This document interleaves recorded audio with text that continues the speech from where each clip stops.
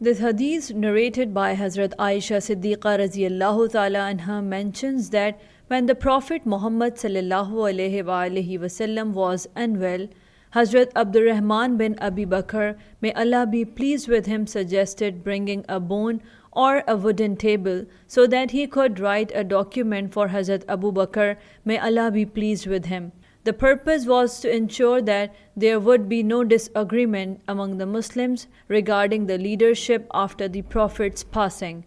When Abdurrahman started to stand up to get the writing materials, the Prophet ﷺ said, Abu Bakr, Allah and the believers will reject any disagreement in your matters.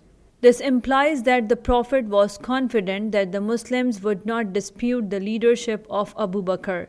Musnad Ahmad, Hadith number 23112.